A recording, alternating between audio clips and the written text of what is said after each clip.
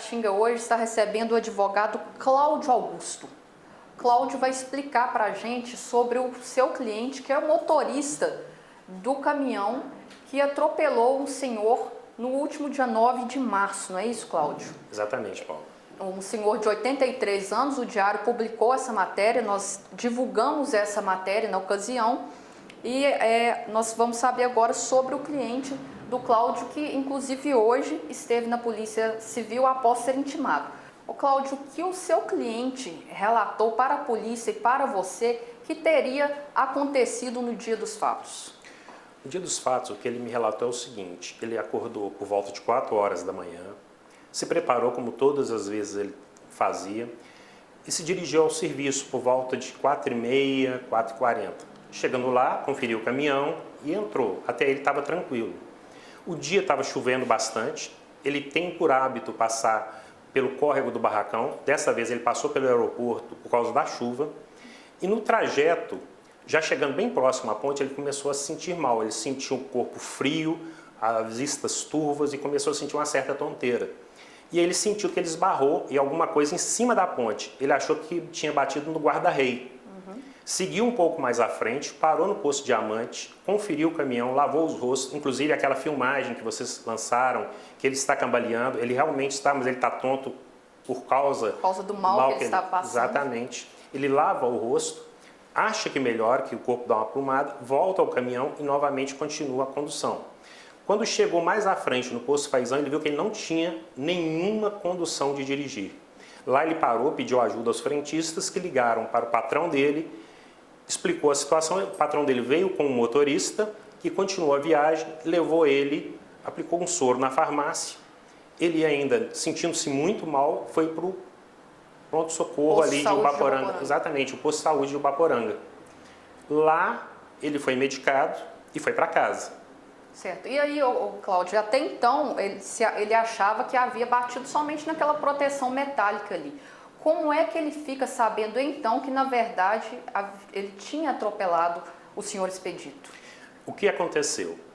No caminhão bater no senhor Expedito, caiu um pedaço do caminhão que tinha realmente um adesivo com a numeração lá da empresa. Eles ligaram para a empresa, chegaram ao caminhão, vistoriaram o caminhão e o patrão dele perguntou do que tinha acontecido. Aí ele veio e se apresentou na Polícia Rodoviária Federal. Ele não sabia que tinha atropelado o senhor Expedito. Mas ele imediatamente ele foi até a Polícia Rodoviária Federal e disse que ele estava conduzindo o caminhão, não é isso? Sim, no dia seguinte. Para vocês, então, que estão nos assistindo, o Cláudio está explicando que o cliente dele até então não sabia que havia atropelado um senhor de Ubaporanga, o senhor Expedito. E que ele passou mal. Várias imagens foram divulgadas através da internet, algumas pessoas até falando que poderia ser uso de drogas, outras coisas.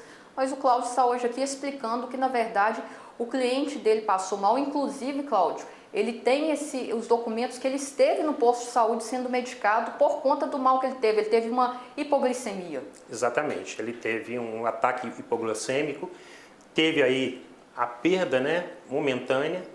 A médica, quando ele chegou ao posto de saúde, aplicou nele um soro e deixou ele lá algum tempo. Assim que ele melhora, ela dispensou ele para repousar em casa, inclusive com atestado que ele não podia trabalhar naquele dia. Certo. E aí, então, só depois que ele chega em casa é que ele fica sabendo que, na verdade, ele havia atropelado o senhor Expedito. Isso já é quase à noite, quando ele já está em casa, já está descansando, que o patrão dele já tinha, inclusive, apresentado o caminhão que entrou em contato com ele para falar do atropelamento. E aí ele logo no dia seguinte compareceu à PRF. No dia seguinte ele compareceu, inclusive tem uma declaração dele de próprio punho explicando toda a situação.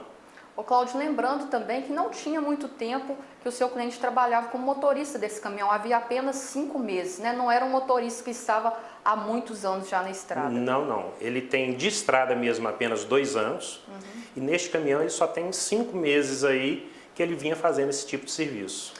E hoje ele compareceu à Delegacia de Polícia Civil para prestar esclarecimentos e agora o inquérito será concluído pela polícia. Sim, assim que chegar o laudo definitivo, esse inquérito é concluído e encaminhado para a Justiça para que a promotoria aí o denuncie ou não. E a partir daí a gente faz as defesas de praxe já no processo. Então, deixando claro aí que o seu cliente ele não fugiu sem prestar socorro. Na verdade, passou mal e por isso ele não voltou, porque não sabia o que realmente tinha acontecido. Exatamente. Se ele soubesse, ele teria parado, tentado, porque a gente não sabe a real circunstância que aconteceu o acidente ali, porque de repente a pessoa pode ter morrido na hora, mas pode ser que não. Então é uma situação complicada. E ele, inclusive, hoje já não quer nem dirigir mais. Ele tomou um choque, um trauma, porque é uma pessoa de bem, tem família, e aí ele parou e falou: olha, não tenho condições. E agora então ele aguarda em casa o andamento desse inquérito, né? Sim, ele vai aguardar todo o trâmite do inquérito e todo o processo em liberdade, principalmente porque ele já está em liberdade, até o julgamento final.